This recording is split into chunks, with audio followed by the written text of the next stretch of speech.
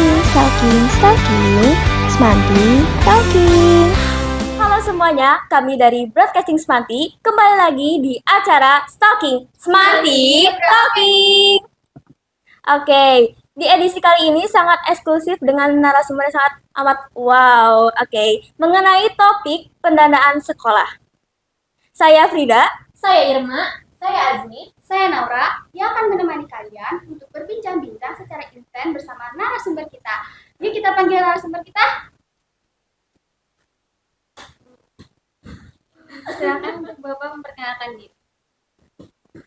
Assalamualaikum warahmatullahi wabarakatuh.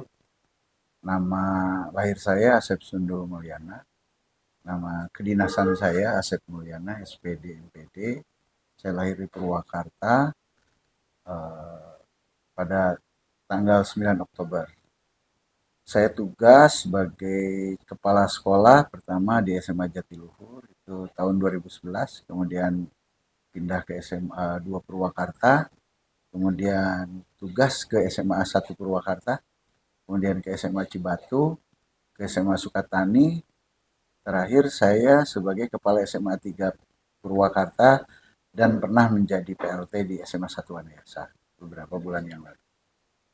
Saya menjadi kepala sekolah di sini mulai tahun 2000 Desember akhir Desember 2021. Baik, yang pertama, dana sekolah asalnya dari mana dan untuk apa aja sih Pak? Ya, ini pertanyaan yang bagus. Berdasarkan regulasi yang ada, pendanaan sekolah itu ada 3. Dari Permendikbud, dari undang-undang termasuk ya, undang-undang Sisdiknas. Pendanaan sekolah itu dari pemerintah pusat, kemudian dari pemerintah daerah, dalam hal ini karena SMA, SMK, SLB di bawah provinsi, berarti APBD provinsi, kemudian dari masyarakat. Jadi ada 3 sumber pendanaan. Gitu ya. Jadi dari pemerintah pusat itu kita namakan biasanya BOS, Bantuan Operasional Sekolah. Untuk dari provinsi biasanya BOPD, Bantuan Operasional Pendidikan Daerah. Itu dari gubernur. Kemudian yang ketiga itu adalah dari masyarakat. Dalam hal ini adalah bisa dari orang tua siswa, bisa dari pengusaha, bisa juga dari stakeholder pendidikan yang peduli sama pendidikan. Jadi ada 3 pendanaan berdasarkan regulasi yang ada. Ya, tadi sudah Bapak jelaskan penggunaan dana sekolah itu untuk apa saja. Lalu untuk prosedur penggunaannya seperti apa Pak? Dari ketiga dana itu, yang utama pertama adalah dana BOS ya, dana dari pemerintah pusat. Itu pendanaan itu tidak terlepas dari 8 standar nasional pendidikan. Pertama itu adalah standar pengelolaan. Jadi untuk pengelolaan sekolah itu ada biayanya. Pengelolaan itu banyak sekali poin-poinnya. Tidak mungkin saya jelaskan satu persatu. Secara garis besarnya saja. Yang kedua untuk standar pendidik dan kependidikan. Kemudian standar pembiayaan, ada standar yang paling utama, yang fokus kita, itu adalah standar kelulusan. Dari 8 standar itu, yang fokus kita bagaimana cara kita menelurkan lulusan-lulusan yang baik dan bermutu. Dari prosedur yang sudah Bapak sampaikan, apa prioritas pendanaan sekolah yang menggunakan dana tersebut? Tiap tahun kita prioritas berbeda-beda. Nah, untuk prioritas kita untuk pendanaan melalui BOS itu adalah pada standar kelulusan SKL. SMA bertujuan salah satunya itu adalah menyiapkan peserta didik untuk ke perguruan tinggi. Beda sama SMK. Kalau SMK mempersiapkan pendidikan untuk ke industri dan organisasi ya, untuk bekerja lah bahasa kasarnya. Untuk SMA itu mempersiapkan peserta didik kalian, bagaimana saya beserta Bapak Ibu guru, beserta staf tata usaha agar diterima sebanyak-banyaknya di perguruan tinggi. Khususnya perguruan tinggi tertentu yang dianggap baik di tingkat pusat, tingkat provinsi maupun tingkat kabupaten, gitu ya. Nah, prioritas dana BOS itu artinya untuk standar kelulusan, mempersiapkan lulusan sebaik-baiknya. Nah, kemudian juga ada standar sarana prasarana untuk menyiapkan lulusan itu, kita butuh sarana prasarana yang baik, kelas yang nyaman, sarana elektronik yang nyaman, wifi yang bandwidth-nya besar, biar kalian bisa berselancar mencari ilmu ya. Nah, kemudian untuk BOPD, prioritas utama kita adalah untuk Bapak, Ibu Guru, serta tetap usaha honorer. Jadi diperuntukkan untuk situ. Kalau sudah ada sisanya baru untuk yang lain-lain. Itu skala prioritas kita ya. Itu skala prioritas kita SKL. Kemudian ada khusus untuk SKL ini di SMA 3 Purwakarta. Kita membuat kelas minat. Nah, kelas minat ini adalah kelas minat musik yang kita persempit lagi jadi orkestra. Kemudian olahraga masih umum. Kita belum pilih salah satu karena masih banyak pilihan, belum kita tentukan satu saja untuk 2 tahun ini. Alhamdulillah untuk kelas orkestra ini kita sudah menelurkan anak-anak yang mampu dengan musikalitas yang tinggi. Ini banyak permintaan kan dari sana sini, hanya waktu belajar lebih penting daripada untuk tampil. Artinya tampil juga belajar, tapi belajar mata pelajaran bersama guru juga tidak kalah pentingnya ya. Nah, kemudian kita di perguruan tinggi itu mempersiapkan juga untuk berbagai jalur masuknya. Itu skala prioritas kita di SKL ya. Jadi prioritas kita standar lulusan. Di standar lulusan ada prioritas lagi, yaitu banyak diterima di perguruan tinggi ya. Terutama yang baik, baik negeri maupun swasta.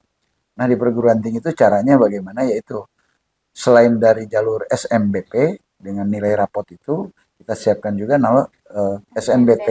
Terus ada jalur mandiri juga kita siapkan. Nah, selain itu jalur prestasi kita siapkan. Makanya nanti ada MKKS barangkali atau cabang dinas atau distrik ya menyelenggarakan lomba single biola, single selo gitu kan. Jadi anak-anak kita jadi juara semua. Jadi prestasi ini bisa salah satu celah, salah satu jalan untuk masuk ke perguruan tinggi. Yang bisa olahraga juga bisa. Yang hafiz Quran ya, yang itu juga bisa ke perguruan tinggi. Kemudian ketua OSIS juga jalur organisasi kita siapkan. Jadi ketua OSIS itu bisa diterima udah 2 kampus sekarang, IPB dan UIN ya, itu kan. Itu skala dari prioritas SKL. Oh, jadi seperti itu ya Pak mengenai pendanaan sekolah. Ya. Bagaimana jika kita ingin melaksanakan study tour atau study kampus? Menurut Bapak sendiri, apakah itu boleh atau tidak?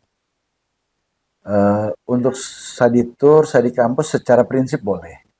Yang tidak boleh itu sekolah melakukan pungutan terhadap orang tua maupun siswa. Nah, karena apa? Karena tidak boleh pungutan, tidak boleh iuran.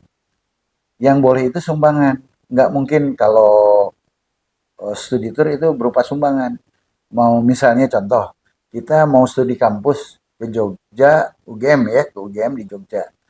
Ya, yang mau ke Jogja silakan menyumbang berapa saja. Tidak mungkin seperti itu. Makanya sekolah melepaskan diri untuk hal seperti itu. Kalau mau ketemu rektornya, mau ketemu ketua jurusan, mau ketemu dekan, atau mau praktikum Anda di kampus tertentu, kita bisa memfasilitasi. Tapi urusan dana kami persilahkan kepada orang tua sendiri. Dan ide, semangat, kemudian fasilitasi itu tidak boleh dari guru, dari kepala sekolah, apalagi dari komite juga. Jadi keinginan harus dari keinginan dari siswa mengajukan kepada wali kelas masing-masing. Wali kelas nanti ke Wakasek, Wakasek nanti ketemu kepala sekolah menugaskan Wakasek Humas untuk komunikasi sama komite sekolah sebagai representatif perwakilan orang tua siswa. Karena mayoritas hampir 70% mungkin lebih komite sekolah itu adalah orang tua siswa. Jadi pada prinsipnya boleh, yang nggak boleh itu pungutan, yang boleh sekolah itu sumbangan. Karena sifatnya akan menjadi iuran dan pungutan, makanya sekolah menghindar agar tidak terjebak sama kesalahan yang dilarang ya. Jadi silakan kalian mengelola uang sendiri bersama orang tua ya. Nah, yang penting kita memfasilitasi ke arahnya kemana kalau ke kampus. Saya kira kalau wisata orang tua saja sudah cukup. sama komite sekolah. Gitu. Kalau butuh pembimbing, kami menyiapkan, gitu kan. Kalau butuh pembimbing, kalau tidak butuh, ya orang tua. Dan kami tidak akan melepas kalian tanpa bimbingan dari orang tua atau dari guru, gitu ya. Sebenarnya study tour atau study kampus itu dikelola oleh siapa sih, Pak? Ya, jadi sebaiknya sekolah nggak usah mengelola keuangannya. Kita hanya membantu dari segi surat menyurat ke kampus, regulasinya aja, peraturannya saja. Jadi kita menentukan bisnya, contoh, kalian kalau mau berangkat pakai bus, pakai kereta, pakai pesawat, kalau pakai bus, busnya harus yang baru, gitu kan? Ya minimal paling lama itu kalau umum itu 5 tahun. Jadi sekarang 2024, berarti paling lama 2019 produksi busnya gitu kan. Kemudian yang kita paling membantu itu tujuannya kemana? Kita lihat cuaca, kita lihat situasi kondisi alam, kita lihat segala macam hal ya. Kalau misalnya musim penghujan, nah gitu kan, musim ombak besar, jadi kami tidak menyarankan ke laut. Musim longsor, gitu kan, kita tidak menyarankan ke gunung, kan? Dan tergantung pada situasi kondisi pada saat itu, gitu kan, pada saat dilaksanakannya. Kalau ke kampus kita bisa berkirim surat ke rektor, ke dekan, ke ketua jurusan, terserah yang kalian minati. Jadi dikelola sebaiknya oleh sendiri. Nah, bagaimana cara pengaman uangnya? Makanya minta bantuan komite sekolah untuk pengawasan keuangannya. Minta bantuan guru untuk pengawasan keuangannya. Simpen di rekening atas nama panitia, gitu kan? Tidak boleh disimpan atas nama pribadi, gitu kan? Nanti hilang, nanti dipinjam sama siapa saja kan bisa, gitu kan? Nah sama teman lagi butuh nih, pinjam dulu untuk ini kan nggak bisa. Itu harus manah panitianya. Jadi dari siswa oleh siswa untuk siswa. Sekolah hanya membimbing saja. Nah, kalau butuh Bapak Ibu guru untuk mendampingi, silakan. Kalau tidak butuh cukup orang tua saja. Tapi Kak, harus ada yang mendampingi dari orang tua, guru, atau komite sekolah. Itu ya. Apakah orang tua atau komite sekolah terlibat dalam proses perencanaan dan pengawasan penggunaan dana BOS di SMA N3 Purwakarta ini? Nah, untuk dana BOS, itu pengawasannya harus melekat dari semua ya. Pengawasan internal berarti orang tua itu pengawasan internal ya. Kita masuk bagian daripada stakeholder pendidikan dianggap internal. Dari eksternal kita tiap bulan untuk dana BOS ini diperiksa oleh cabang dinas tiap bulan. Apa laporannya sudah masuk, Bu? Apa sudah realisasi belum? Tiap 3 bulan sekali kita oleh distrik provinsi diperiksa, disupervisi, diperiksa kalau ada kurang tepat dan lain sebagainya ya. Kemudian setiap 6 bulan sekali biasanya oleh IRDA kita, Inspektorat Daerah, oleh Irban itu ya, diaudit kita ya. Biasanya 1 tahun sekali berupa sampel kita oleh BPK atau oleh Irjen, Inspektorat Itjen ya, Inspektorat Jenderal Kementerian Pendidikan dan Kebudayaan atau oleh BPK. Karena BOS ini dana pusat. Jadi siapapun bisa ngawasi. Kita harus transparan. Dasarnya dari 8 standar nasional pendidikan itu. Jadi standar pengelolaan, standar isi. Standar isi itu kurikulum. Nah, kita ada termasuk standar pendik-pendik, tenaga kependidikan itu guru, tenaga teknis kependidikan itu tata usaha. Termasuk pelatihannya mereka kan. Termasuk transportasinya itu berupa SPPD nanti kan. Boleh. Itu ya. Jadi pengawasan termasuk siswa. Tapi jangan salah paham. BOS itu dihitung berdasarkan besarannya gimana banyaknya siswa. Tidak untuk dibagikan ke setiap siswa. Bukan beasiswa, tapi perhitungannya dari jumlah siswa. Jumlah siswa yang banyak berarti sekolah itu banyak lagi dapat siswanya. Jumlah siswanya sedikit dapat bosnya. Misalnya SMA 3 itu ada siswanya 1.296 seharusnya. 36 orang per kelas, 36 rombel. kelas 10 12, kelas 11 12, kelas 12 12. 36 rombel. Kalau rata-rata 36 berarti jumlah siswanya 1296. Nah, per siswanya hitungannya bukan untuk dibagikan ke siswa, tapi perhitungannya berdasarkan jumlah siswa. Kali untuk SMA Purwakarta itu 1560 per siswa. Kurang lebih segitu. Nah, karena jumlah siswa ini tidak pasti. Karena ada yang masuk, ada yang keluar. Jadi perhitungannya ada cut off istilahnya. Jadi cut off-nya biasanya bulan Agustus, pertengahan Agustus sama bulan Desember. Nah, untuk sekarang ya berarti cut off kita bulan yang tahap 2 ini bisanya Desember yang kemarin. Yang Januari Desember kalau nggak salah. Yang sekarang Agustus cut off-nya. Per awal Agustus atau per pertengahan Agustus siswa itu ada berapa? Nah, itu dikalikan. Jadi karena tiap hari kadang-kadang berubah siswa itu, ada yang pindah, ada yang masuk. Walaupun tidak tiap hari, tiap bulan ada. Nah, terutama kelas 11 dan kelas 12. Kalau kelas 10 kan nggak bisa pindah. Tapi ada juga. Karena kalau menurut pindah orang tua kan 6 bulan bisa. Kedinasan orang tua itu ya. Karena pindah tugas orang tuanya biasanya TNI, Polri, dan pegawai-pegawai negeri itu cepat sekali pindahnya orang. Itu ya. Ada lagi, silakan. Buat yang terakhir, bagaimana keterlibatan guru dan staf dalam menjaga transparansi dan tanggung jawab di dalam sekolah? Ya, kita melalui mekanisme rapat ya. Kita ada rapat dinas, ini ada rapat bulanan. Penganggaran ketika itu mulai bulan September. Agustus September ini mulai nanti ada masukan untuk anggaran tahun berikutnya. Manajemen modern itu kan berbeda sama manajemen tradisional.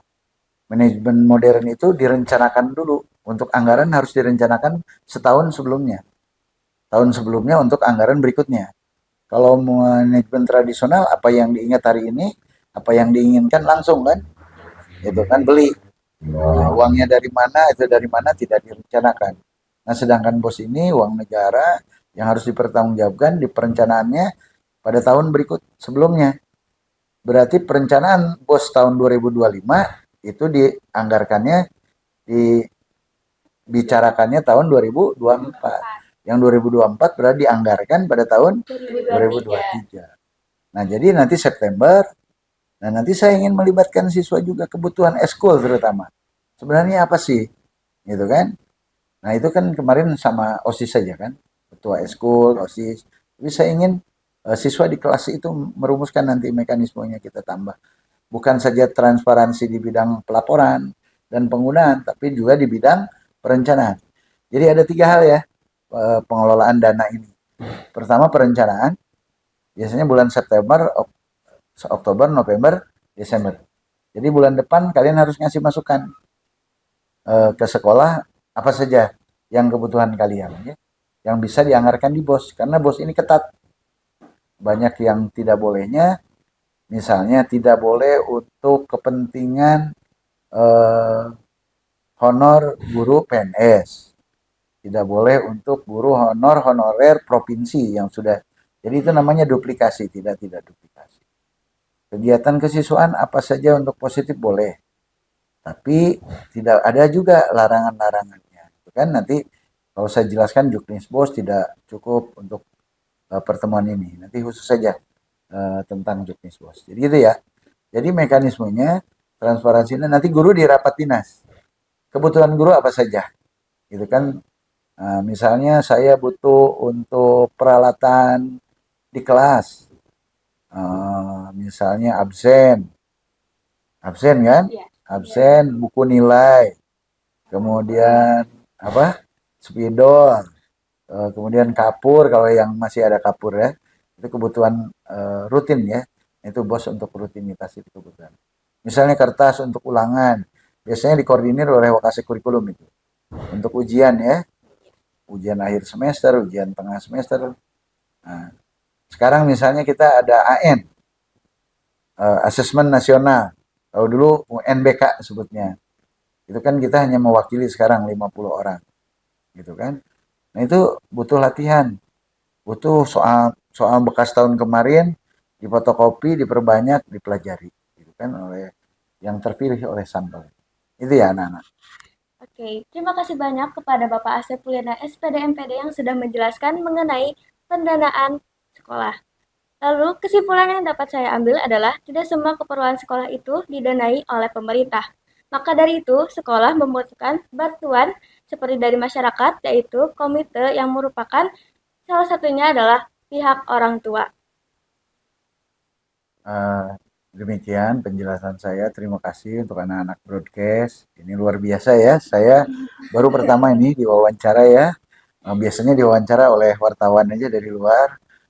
Ini adalah suatu kesempatan yang bagus. Pas saya juga sengaja menghargai kalian, meluangkan waktu ya untuk kalian. Jadi anak-anak dana BOS ini kita efektifkan secara efisien. Mudah-mudahan bisa cukup ya. Kalau yang namanya dana mau sebesar apapun, kalau tidak bisa mengelolanya dengan baik, tidak akan cukup. Nah, kita kelola dengan yang ada, dengan segala keterbatasan, waktu, kemampuan Bapak Ibu guru dan tata usaha, juga kepala sekolah gitu kan, kita kelola dengan baik. Mudah-mudahan selamat gitu ya dalam pengelolaan ini, sampai tujuan dan berefektif, berguna untuk kalian dalam menempuh pendidikan saat ini di sekolah dan untuk dipersiapkan ke perguruan. Jadi itu saja dari saya. Tentu saja dana itu sekali lagi dari pusat berupa BOS, dari provinsi Pak Gubernur berupa BOPD, kemudian kita juga menanti dari stakeholder pendidikan lain.